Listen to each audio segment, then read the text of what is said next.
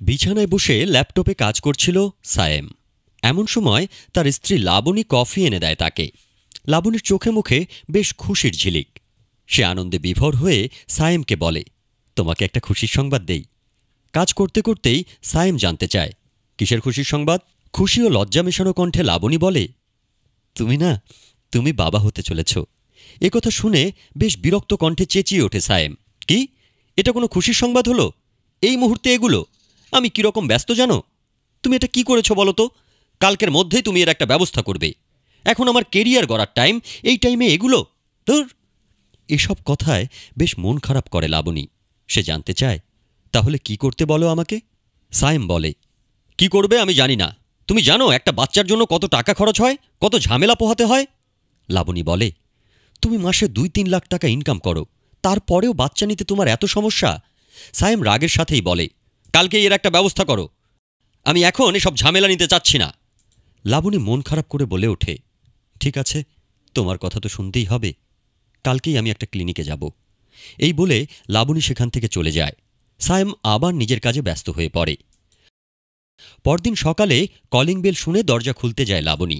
দরজা খুলে দেখে তাদের ড্রাইভার রুহুল একটা মিষ্টির প্যাকেট নিয়ে দাঁড়িয়ে আছে। লাবণীকে সালাম দেয় রুহুল। এমন সময় সায়েম সেখানে এসে জানতে চায়, কিরে রুহুল, সকাল সকাল মিষ্টি নিয়ে হাজির, ঘটনা কি? রুহুল বলে, স্যার, একটা খুশির সংবাদ আছে। সায়েম জানতে চায়, কিসের খুশির সংবাদ? রুহুল বেশ খুশির সাথেই বলে, স্যার, আমাদের ঘরে সন্তান আসতেছে। একথা শুনে আশ্চর্য হয়ে যায় সায়েম। সে বেশ তাচ্ছিল্যের সাথে বলে, কি? তোর স্যালারি কত?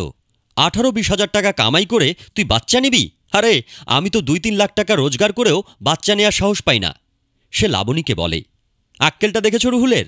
একথা শুনে রুহুল বলে, স্যার, বাচ্চা নিতে টাকা পয়সা লাগে না। সন্তান হইল আল্লাহর রহমত। আল্লাহ করুণা কইরা এই রহমত আমগরে দিছে।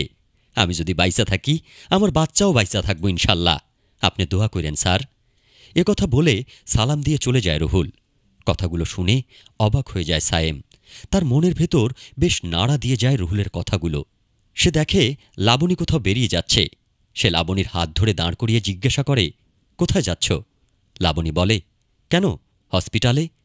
সায়েম বলে, না, যেতে হবে না। লাবণী বলে, কেন?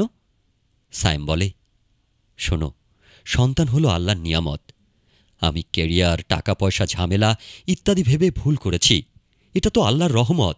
আজ আমাদের খুশির দিন। আজ আমরা সারা দিন ঘুরব, বাইরে খাওয়া দাওয়া করব, আনন্দ করব। আর আজ আমি তোমার পছন্দের যা যা জিনিস আছে সব কিনে দেব। একথা শুনে লাবণীর মুখটা খুশির হাসিতে উদ্ভাসিত হয়ে যায়। সায়েম বুকে টেনে নেয় লাবণীকে।